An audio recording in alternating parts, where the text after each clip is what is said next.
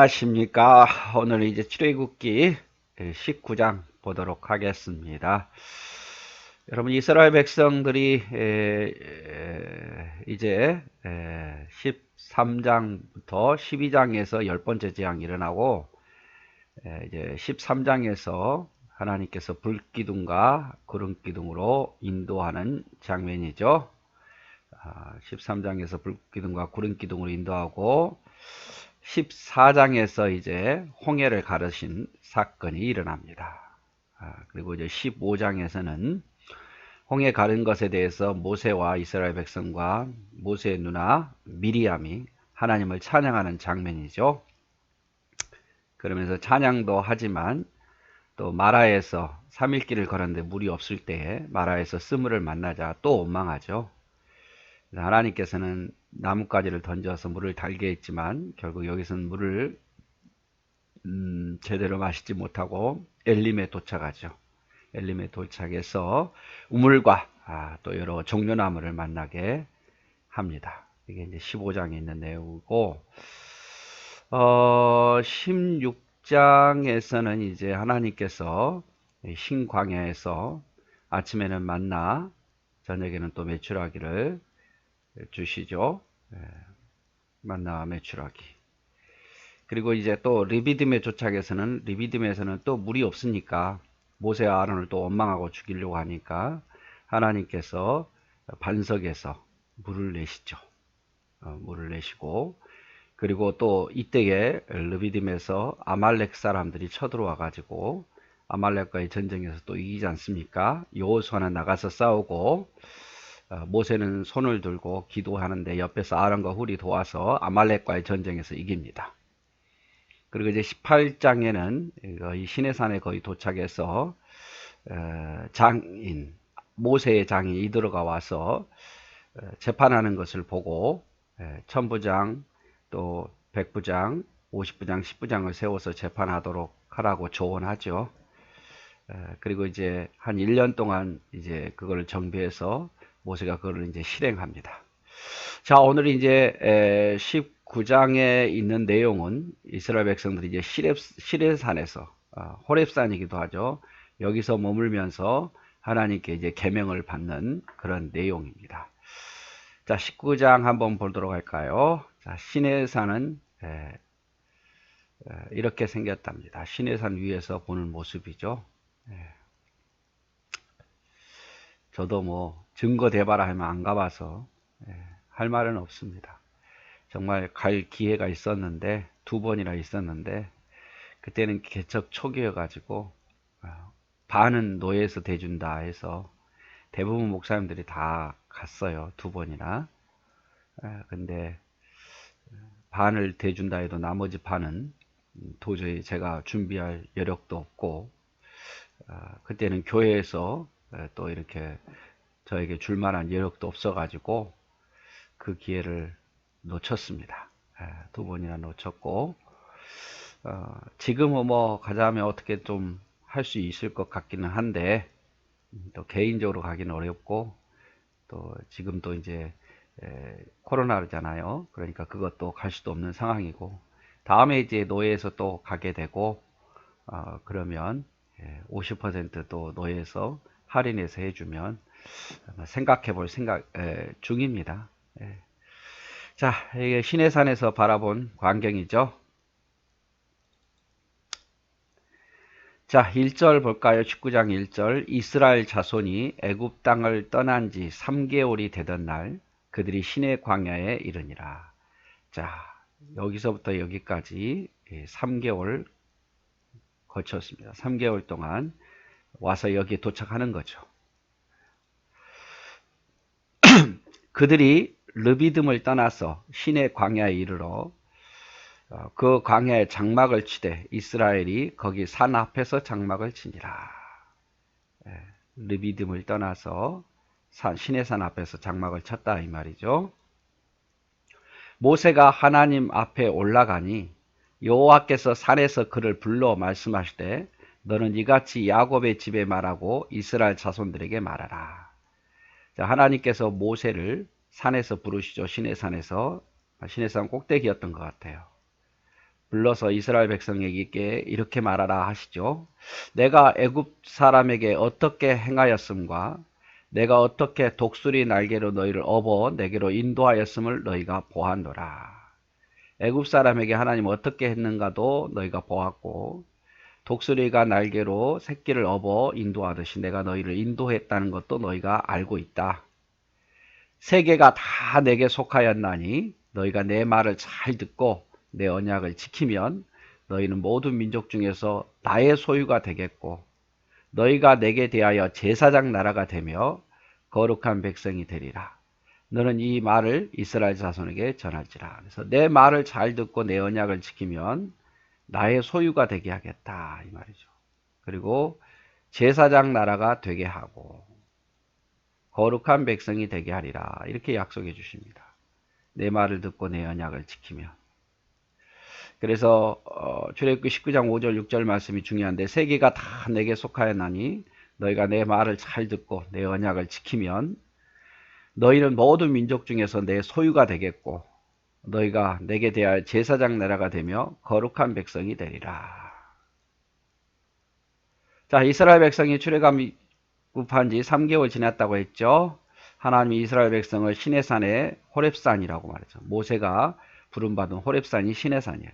머물게 하십니다. 모세를 불러서 내 말을 지키면 내 소유 제사장 나라 거룩한 백성이 되게 하겠다고 하시죠. 자, 하나님의 소유가 된다는 것은 하나님 것이 된다는 거예요. 하나님이 귀히 여기시는 백성이 될 거라는 거죠.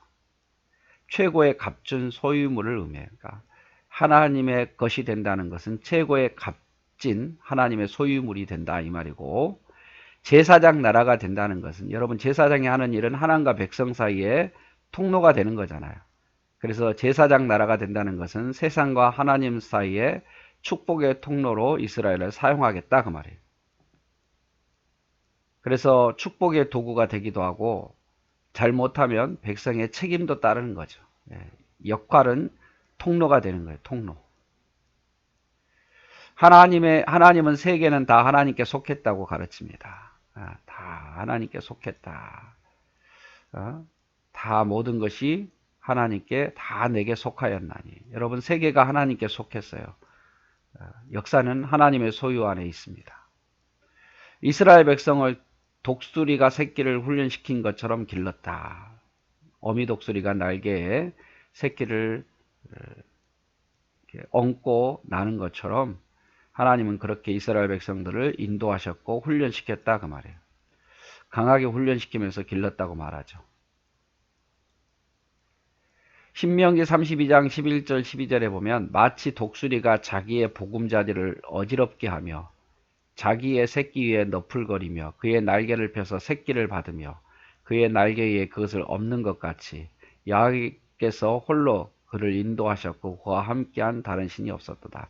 여러분 독수리가 저도 안 보았는데 새끼를 훈련시킬 때 높은 데서 독수리를 떨어뜨린대요. 새끼를.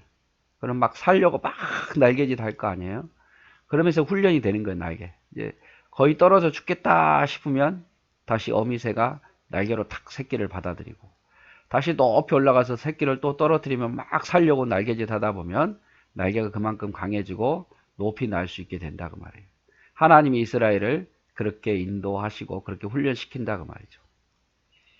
예루살렘아 예루살렘아 선지자들을 죽이고 내게 파송된 자들을 돌로 치는 자여 암탉이 그 새끼를 날개 아래 모음과 같이 내가 내 자녀를 모으려 한 일이 몇 번이더냐. 그러나 너희가 원하지 아니하였도다. 마태복음 23장 37절인데 하나님이 우리를 얼마나 사랑하는지 암탉이 병아리를 끌어안듯이 하나님이 우리를 지키시고 보호하신다고 말이에요. 제가 어렸을 때 병아리를 집에서 많이 길렀거든요. 그런데 이제 병아리들이 무슨 소리만 나면 좀 위협을 느끼면 엄마 품으로 암탉 품으로 탁 들어가는 거예요. 그러면 어미가 이렇게 날개로 딱 보호하죠. 하나님이 그렇게 하신다 그 말이죠. 자, 7절에 모세가 내려와서 백성의 장로들을 불러 여호와께서 자기에게 명령하신 그 모든 말씀을 그들 앞에 진술하니. 자, 모세가 이제 하나님께 받아서 내려옵니다. 그래서 백성들에게 하나님께 받은 것을 가르치죠. 백성이 일제히 응답하여 이르되 여호와께서 명령하신 대로 우리가 다 행하리다. 모세가 백성의 말을 여호와께 전하매. 자, 백성이 내려오는 모세를 보고 우리가 하나님 말씀하신 대로 다 행할 거다라고 맹세하죠. 여호와께서 모세에게 이르시되 내가 빽빽한 구름 가운데서 내게 임함은 내가 너와 말하는 것을 백성들이 듣게 하며 또한 너를 영영히 믿게 하려 함이라. 모세가 백성의 말을 여호와께 아뢰었으므로. 자, 하나님이 빽빽한 구름 가운데 임하셨어요. 휘황찬란하게 임하신 거죠. 왜 그렇게 하셨냐면 모세의 권위를 세워주기 위해서 그런 거예요. 또 하나님의 어떤 위험을 보여주기 위해서도 그렇고. 그러면 그렇지 않으면 말 안 들을 거거든요. 뭐 하나님이 모세가 이렇게 말했다라고 모세가 아무리 이야기해도 이런 현상이 안 일어나면 증거대봐 증거대봐 이럴 거 아니에요. 여러분 목사님이 설교를 할 때 여러분 어떻습니까? 사람의 말로 많이 들을 때가 있잖아요.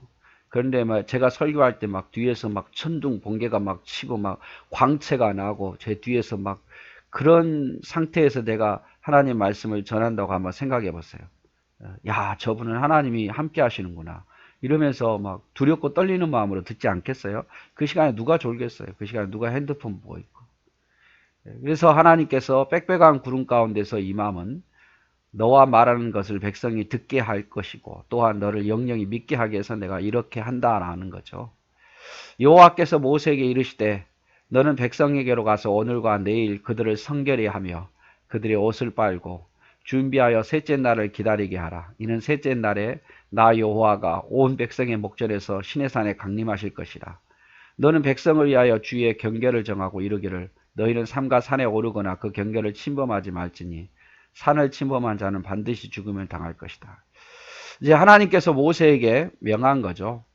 백성들은 다 옷을 빨라. 하나님을 만나기 전에 옷을 빨아라. 그리고 3일이 지나면 하나님께서 강림하실 거다. 그리고 경계를 정해놓고 딱 어떤 표시를 해놓고 그 이상은 백성들이 올라오지 못하도록 하십니다. 자, 그런데 그걸 어기고 올라오는 자는 경계를 넘는 자에게는 손을 대지 말고 돌로 쳐서 죽이거나 화살로 쏘아 죽여야 하리니 짐승이나 사람을 막론하고 살아남지 못하리라. 부정하게 됐기 때문에 하나님의 말씀을 어기고 침범한 자는요, 손으로 죽이려고 그러면 또 손도 부정해지잖아요. 그러니까 아예 멀리서 돌로 쳐 죽이거나 화살로 쏘아 죽이라. 그래서 이스라엘 백성들이 부정한 자를 죽일 때는 어떻게 했습니까? 돌을 멀리서 던져서 죽이잖아요. 혹시 부정한 자가 스쳐가지고 자기도 부정하게 될까봐.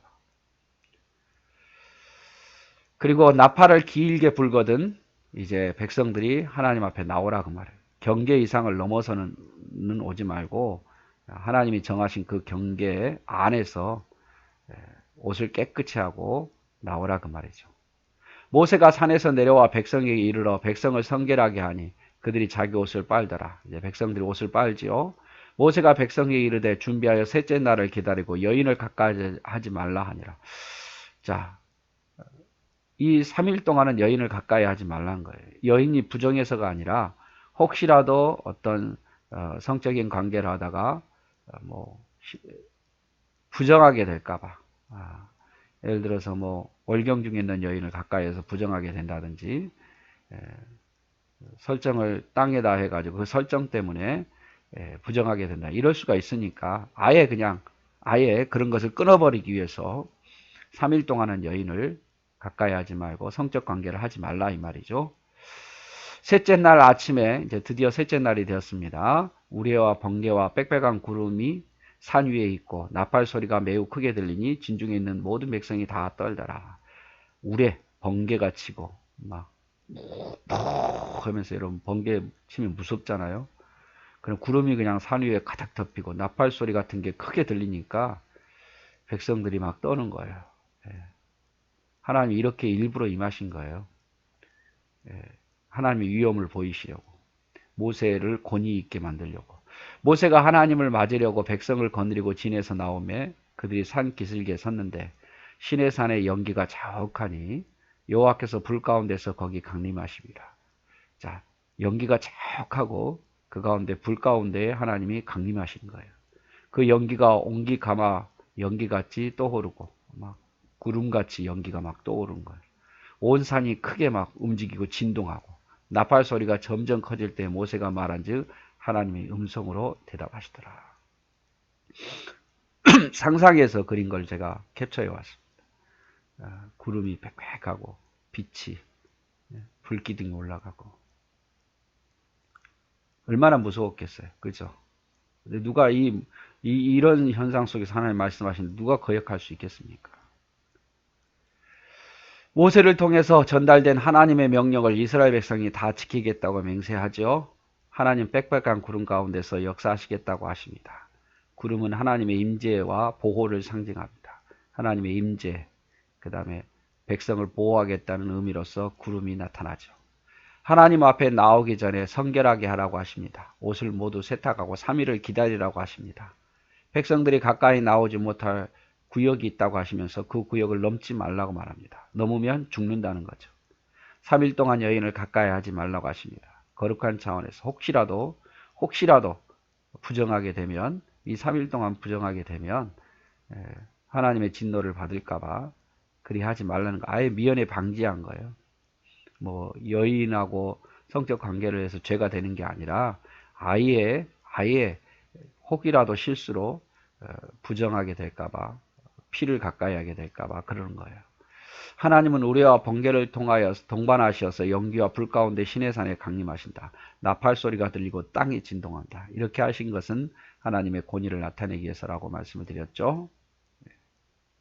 20절 여호와께서 시내산 곧 그 산 꼭대기에서 강림하시고 모세를 그리로 부르시니 모세가 올라가매. 자, 모세를 부르십니다. 그리고 모세가 올라가고 산 꼭대기 시내산 꼭대기로 여호와께서 모세에게 이르시되 내려가서 백성을 경고하라. 다시 한번 내려가서 백성에게 경고한 거죠. 백성이 밀고 들어와 나 여호와께로 와서 보려고 하다가 많이 죽을까 하노라. 신기해가지고 백성들이 막 하나님을 배웠겠다고 하나님을 가까이 하겠다고 더 복을 받겠다고 오다가 죽을까봐 걱정되니까 네가 내려가서 여기 이상은 올라오지 말라 이렇게 하라는 거죠. 또 여호와께서 가까이 하는 제사장들에게 그 몸을 성결히 하게 하라. 나 여호와가 그들을 칠까 하노라. 제사장들은 백성보다 좀 더 하나님을 가까이 올 수 있었어요. 하나님께. 그러니까 그 제사장들도 몸을 성결히 하게 하라고 말해요. 모세가 여호와께 아뢰되 주께서 우리에게 명령하여 이르시기를 산 주위에 경계를 세워 산을 거룩하게 하라 하셨사온즉 백성이 시내산에 오르지 못하니라. 백성들은 시내산에 가까이도 못하는 거죠. 여호와께서 그에게 이르시되 가라 너는 내려가서 아론과 함께 올라오고 제사장들과 백성에게는 경계를 넘어 나 여호와에게로 올라오지 못하게 하라. 내가 그들을 칠까 하노라. 모세가 백성에게 내려가서 그들에게 알리니라. 자, 아론과 모세가 함께 올라갑니다. 그러나 제사장과 백성들은 어느 경계를 넘지 못하게 하는 거죠.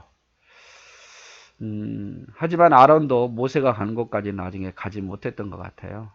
모세 아론을 또 구별해서 모세는 더 하나님을 가까이 배웠던 것 같습니다. 하나님은 모세를 산꼭대기로 부르신다. 모세와 아론은 하나님을 가까이 할 수 있었지만 제사장과 백성은 가까이 하지 못하게 하셨다. 하나님은 항상 일꾼을 세워서 그를 통해서 일하신다. 질서의 하나님이죠. 왜 모세와 아론만 불렀겠습니까? 이들이 뭐 특별해서 그런 게 아니에요. 하나님의 권위를 보여주신 거죠. 왜냐하면 모세와 아론이 권위가 있어야 백성이 말을 들을 거 아니에요. 모세와 아론이 권위가 없고 능력이 없으면 어떻게 돼요? 말을 안 들을 거예요. 이렇게 권위가 있어도 나중에 모세와 아론을 쳐 죽이려고 그러는데요. 그래서 하나님께서는 모세와 아론을 권위를 세워주시기 위해서 이렇게 하시는 거예요. 목회도 마찬가지인 것 같아요. 권위가 없으면요, 힘들어요. 못해요. 그렇다고 해서 막 이렇게 위험 있게 권위적으로 하라는 게 아니라 뭐 어떤 성도들의 존경심이 없고 또 어떤 인격적인 어떤 존경심이 없고 또 너나 목회자나 우리 성도 다 똑같다 뭐 이렇게 해버리면요 교회는 제대로 돌아갈 수가 없어요. 어느 정도는 권위가 있어야 돼요. 또 성도들은 목회자를 존경해야 되고. 자, 백성은 땅의 경계를 넘지 말아야 하고 제사장은 자신을 정결하게 해야 된다. 하나님 앞에서는 경외하는 마음으로 거룩한 모습으로 서야 합니다. 자, 우리도 역시 하나님 앞에서 영과 진리로 예배해야죠.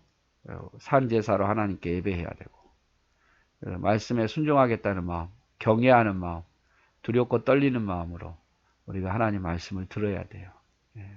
사람의 말로 들려고 하지 말고 적어도 설교 시간에 말씀할 때는 여러분 하나님 말씀으로 듣는 것이 복입니다. 사람의 소리로 들으면 절대 성도들에게 복이 안 돼요. 말씀을 안 받아들이려고 그럴 것이고 그냥 듣고 흘려버릴 것이니까. 자, 그래서 오늘은 이제 하나님께서 시내산에서 나타나시죠. 시내산에서 나타나신데 이런 식으로 나타나셨다. 백성들을 넘어오지 못하게 하고 옷을 빨게 하고 제사장도 넘어오지 못하게 하고 오직 아론과 모세만 시내산 가까이 꼭대기에 올라가죠. 네, 오늘 또 여러분 수고하셨습니다. 사랑하고 축복합니다.